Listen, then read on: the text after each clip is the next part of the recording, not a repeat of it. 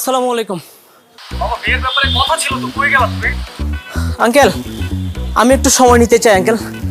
আমার একটু ব্যবসায়িক কিছু জটিলতা আছে তো, একটু সময় নিতে চাই আঙ্কেল। কি বলো না বলো, নাকি তোমাকে স্বাগত কিছু বলছে? না না আঙ্কেল, ও কিছু বলে নাই। ও তো বিয়ে করতেই চাচ্ছে, বরং আমি একটু সময় নিতে চাচ্ছি আঙ্কেল।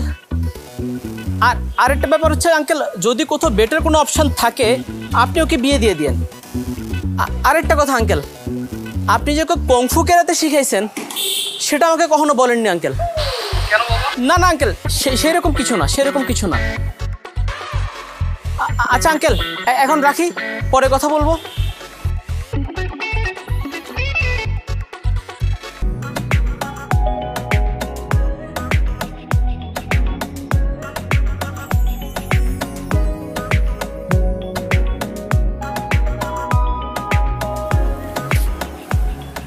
কি ব্যাপার, আপনি এখানে একবার আমার বাড়ির সামনে চলে আসছেন? যদি বলি আপনার সাথে দেখা করার জন্য আসছি, রাগ করবেন না তো?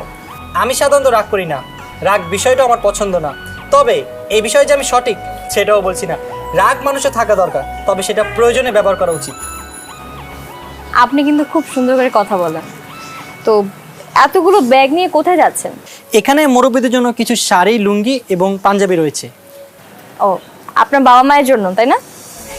না, আমার তো মানেই। আর এই কাপড় চোপড় আমার বাবার জন্য না, এগুলো হচ্ছে আমাদের সমাজে কিছু অসহায় মানুষের জন্য।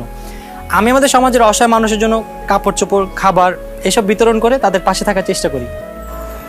আমাকে নিয়ে যাবেন? না মানে, আমি আপনাকে তাদের সামনে কি পরিচয় দিব? তাছাড়া কিছু মনে করবেন না, আপনার ড্রেস আপ আমার পছন্দ না।